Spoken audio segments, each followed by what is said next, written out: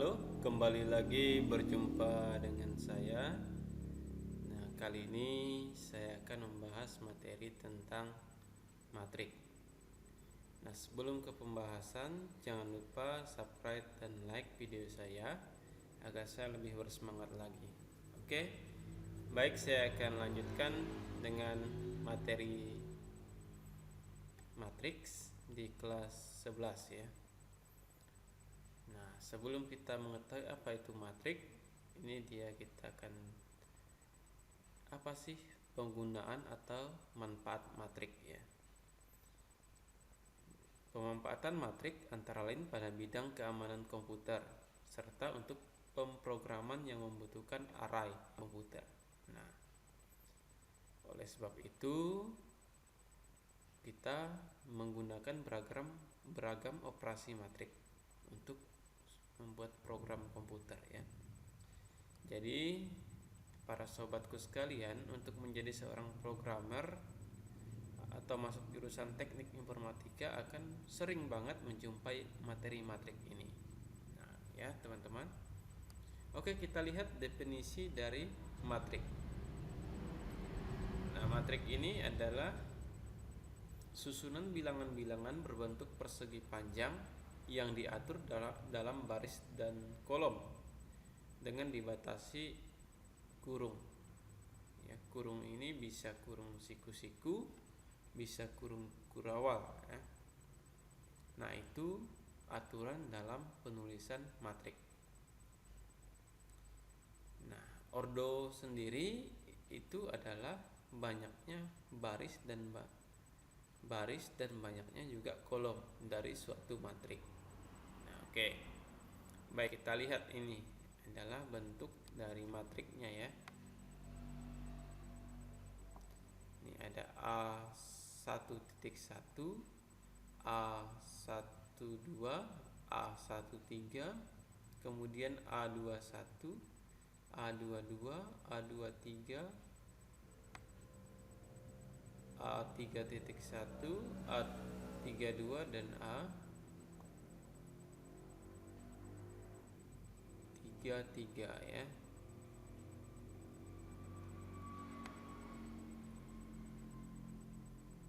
Oke, kita arahkan dulu panahnya di gambar ini ya, agar lebih jelas untuk dapat memperhatikannya.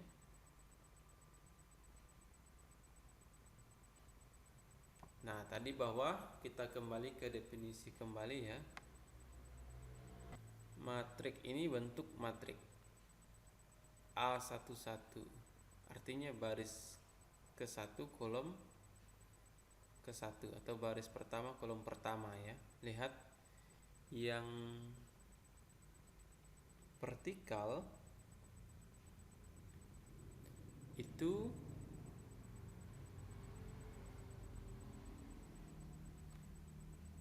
adalah posisi yang tegak ke atas ya. Kalau ini baris itu horizontal, mendatar. Jadi yang vertikal atau ke atas tegak itu disebut kolom, yang mendatar ini disebut baris. Oke ya, kita lihat ilustrasinya dalam kehidupan sehari-hari. Nah, bagi teman-teman guru ya, untuk dapat membuat siswa ingat tentang matrik antara baris dan kolom, maka langkah sederhana yaitu dengan memperhatikan denah posisi duduk siswa atau denah kelas ya. Nah, ini sering dibuat oleh para wali kelas atau juga ketua kelas. Nah, ini ada kaitan dengan materi matrik. Oke, kita lihat ya.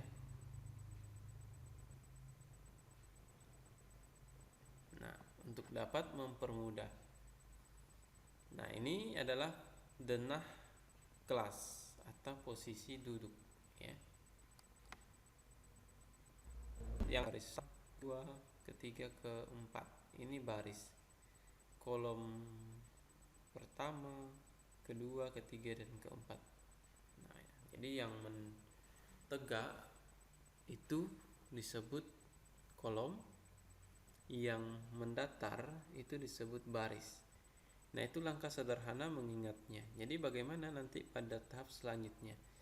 Kalau sudah mengetahui tentang matrik, bahwa baris dan kolom itu letaknya di mana? Misalnya ditanya, baris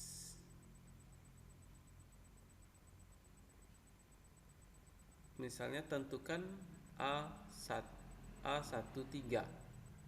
Nah, dari matriknya ya, A13 artinya baris pertama kolom ketiga. Nah, ini dia ya, dari 1 2 3. Ini baris A1.3 artinya tadi baris pertama kolom ketiga. Nah, ini baris pertama, ini baris kedua, ini baris ketiga. Ini kolom pertama, kolom kedua, kolom ketiga, kolom keempat. Nah, karena di berapa sih? Di mana sih letak posisi A1.3? Artinya baris pertama, kolom ketiga. Nah, di sini letaknya ya. Nah, ini ordo 4x4. Nah, kalau di persamaan tadi ordonya 3x3 ya. Oke, kita cek ulang kembali.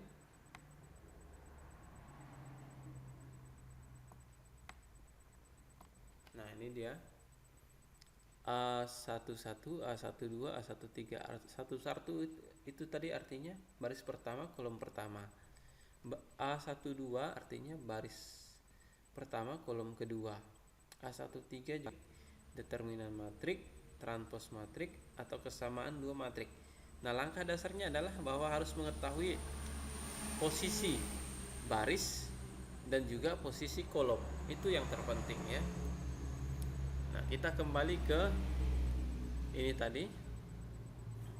Nah, ordo pada suatu matrik itu barisnya berapa, kolomnya berapa. Nah, kalau di sini barisnya ada 4, kolomnya juga ada 4. Jadi 4x4 ordonya. Kalau di persamaan tadi ordonya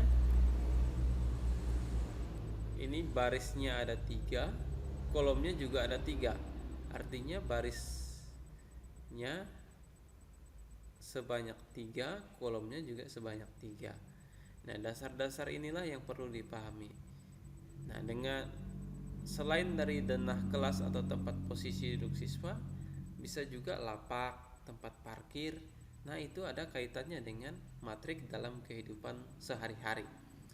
Nah, kalau dalam pembelajaran untuk lebih lanjut di tingkat kuliah, ingin menjadi programmer atau mengambil teknik informatika, nah sangat bermanfaat sekali ilmu dari matrik ya. Oke, terima kasih. Ini yang dapat saya bagikan. Semoga informasi ini bermanfaat. Jika bermanfaat, jangan lupa like dan subscribe video saya. Terima kasih, bye bye. Selamat berjumpa kembali di channel berikutnya.